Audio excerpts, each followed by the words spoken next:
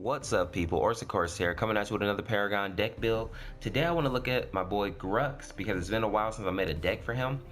This deck is going to be more Bruiser. I know a lot of people are still building him like he's a carry. He's definitely not, but you know, he is viable going all damage, attack speed, crit, lifesteal, all that good stuff. But I like to build him with that armor, with that health, some power, because I think that helps him in that role of an initiator, and yeah, it makes him so much more dangerous, I think. But let's go ahead and let's jump into the actual deck build, and then I'll explain my logic as we go. So I started with the Centurion. Now for the prime card, you can go with the Centurion, or you could go with the Archmagus. It's really up to you. I go with this one because I think the 300 health is going to be viable, especially if you can get Aura Prime fairly early on. Now if you get Aura Prime late game, like really late game, then the 300 health won't really matter as much because everybody's hitting very hard. But I still think this is probably the more viable one, but power is also a good choice if you want. As we get to the consumables, I have the bump juice, health potions, scout sword, strike tokens. Now I have to mention this stalker siphon real quick because there's two ways that I might start off. Sometimes I start off with just a stalker siphon, especially if I know that I just want to jungle. And sometimes that's the best. Just jungle up into that 3 minutes. Make sure you get your camps, your green buff, and you go down for river camps and get a gank. But if you want to play a little bit differently, sometimes I might go health potion then with the 2 strike tokens. The health potion will give you that little bit of sustain, not as good as the stalker siphon, but it'll still give you some life back. And then the strike tokens will help you with clearing and all that. But normally I will go with the striker siphon first, but you have the flexibility in here if you want. If you're going to use the bump juice, this is something that I use very early on. If I have a point that's floating, if I think I might need a little bit of extra health. But this one is very situational. A lot of times you probably won't even use this card, but I just throw it in there just in case I wanted it. So usually I will go with the strike tokens over the bump juice. And definitely late game, or not even late game, mid game. After the first 10 minutes, this card isn't really going to be that helpful to you. So after that, don't really worry about it too much. It's very early game. Now as we get down here to the equipment, I have 2 throwaway cards, technically 3 if you count the Stalker Siphon, because this is only used early game when I'm trying to clear jungle camps faster. But I have the Madstone's Gem, the Stalker Siphon, which you already talked about. I'll go ahead and click on that in a second. And then I have this Elder Mage Amulet that is all the way down there. So for the Stalker Siphon, the reason I like this card is because it gives you the 2.5 lifesteal and the 5.5 attack speed, but the unique passive, it gives you restores 8 health when you're attacking jungle minions.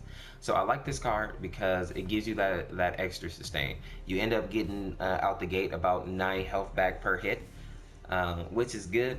That'll keep you topped up in the jungle pretty well, especially early on. And as you get stronger, of course, the lifesteal will start to benefit you a little bit more. But I don't keep this card too long. Usually I'll discard it by level 5 at the latest. I usually don't keep it too long. And also I don't upgrade this card. You can upgrade it with attack speed or lifesteal, but I don't really recommend it. I don't think it's worth the points. I'd rather go with my Madstone's Gem. But this card's very good early game. Helps you clear those jungle camps very quickly.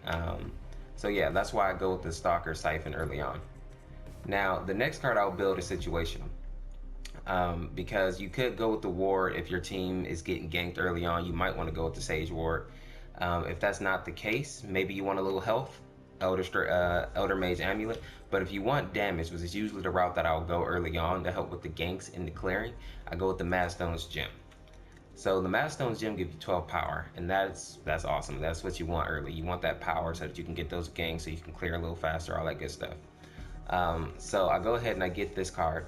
12 power, 5.4 attack speed, and I equipped it with the 3 minor strikes, which are 6 power apiece. So this will help you with clearing the jungle, with getting those ganks, which is why I like the Madstone's Gem. Now as your floating points in between this, you might want to go back and get your health potion at some point, just so you have that in there.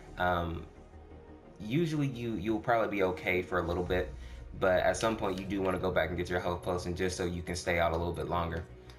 Because the Stalker Siphon does not really help you outside of the jungle with getting that health back, so you want to make sure you have something there that can keep you topped up. Now, yeah, because the 2.5 lifesteal isn't really, you know. As we get down here, we get to the deck proper, and let's go ahead and take a look at the Elder Mage Amulet real quick. Like I said, this is another one of the throwaway cards. 6 power, 60 health, 120 health once you fully upgrade it.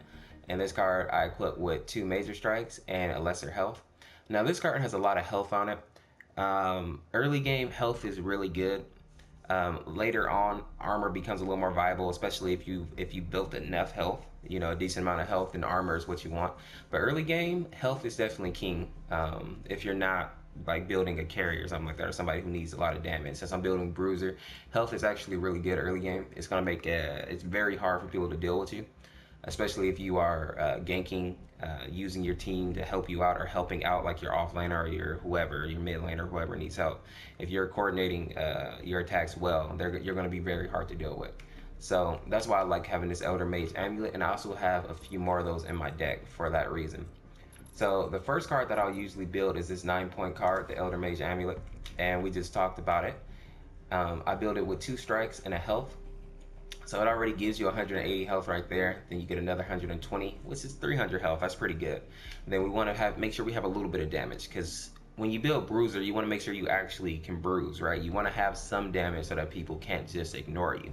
You want to be a threat. You want to be hard to take down, and you want to be able to hurt their team. Now, as we get down here, depending on your team comp or the enemy team comp, I might go with the Power Chord next, because you want to initiate, you want to set up things for your team.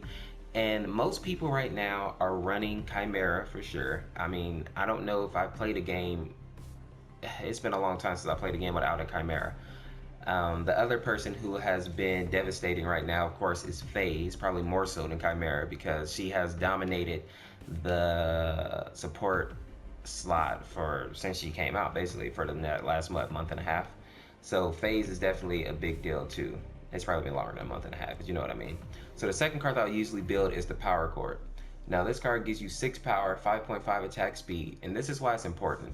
On hit with basic attack, apply blight to enemies for 4 seconds. Reduce all healing by 40%. Now this is so big, and you can leave it up to you when you want to build it. I usually will build it once I have that first Elder Mage Amulet, because by then the game is well underway. FaZe and Khiamera, they're starting to pick up speed, so you want to start shutting them down fairly early. And if you have a Rampage, I guess he qualifies as well, because if Rampage is left unchecked, he can also be an issue. But I build it around that point because that's when it'll actually be viable. That's when FaZe is going to start actually healing people for a decent amount. So this right here will shut all that down and you know, really help your team get an edge early on. Because if you can shut down FaZe early, if you can shut down Khiamera early, that will make it so much easier for your team later game, especially if those characters get behind. I equipped this with the minor strikes, so 6 powers a piece, and you know, it gives you a little bit of power. Now, granted, you could swap this out for a card that'll give you more power if you want, but I think that since you're not going for like that carry role, you're going more for that initiator role, you know, set up kills for your team. This card is more valuable than going straight up damage, but like I said, it's my opinion. Now, once you have those 2 cards, depending on what type of damage you're taking, you might want to start building armor. But if you're not getting hit all that hard yet, you can also go with the Elder Mage Amulet here. Go for a little more health. Like I said, if they're not hitting you too hard, go ahead and get that little bit of health before you go with the armor. So this card right here, we already talked about the stat, 6 power, 60 health, 120 health. I equipped this one with a major strike, giving us a little more power again, and then 2 greater healths. So right here, your health is doing really well at this point. At that point, you can start building your armor. Whatever damage you're taking more of, that's what I would build first. More than likely, it's going to be tempered plate will probably do you a little bit better. But on the off chance there might be, you know, a heavy caster team. But usually at this point, you want to build the tempered plate because it's the carry that's probably going to be doing the most damage at this point in the game. But like I say, it's situational. So let's say you build tempered plate first. 8 basic armor, 60 health, and then 16 basic armor once you fully upgrade it. And I equipped this card with 18 or a greater health, and then 2 greater guards. And those are 24 basic armor a piece. So right there, that'll give you a great basic armor. So you'll be mitigating a lot of damage from the carry and a lot of damage from the fighters. Now, as we get down here to the tune barrier, this card is 6 ability armor, 60 health, and then 120 or 12 ability armor. And I equip this with 2 greater health and then a greater barrier. Now, that's the deck build as of now. So this deck build, it mitigates a lot of damage. It makes you very hard to deal with, and it gives you enough power to where if they are not focusing you, if they're not paying attention to you, you can really wreak havoc on their team, especially their carry, especially their squishies. Now, if you have a phase on your team as well, or any support really, Narbash, even Muriel, Decker, you're really going to be hard to deal with, especially if they are, you know, backing up their initiator, which is going to be you. So that's why I like this build, Bruiser. I might put up a more damage-oriented build, but this is definitely how I like to play Grux. I think it makes them just so much more formidable. But people, that's all I have for you right now. Let me know what you think about the deck, if you plan on using it or not, and if you do use it, let me know how it works for you. As always, people, if you like the video, make sure to drop a like, subscribe if you're not subscribed already, and share the video out. It helps me out a lot. Also, tell me who is your favorite jungler right now. Mine is still probably Khiamera, but Grux is probably in like a close second. So, as always, people, this is Orseofkorse. We'll see you in the next video. Thank you for watching. Peace.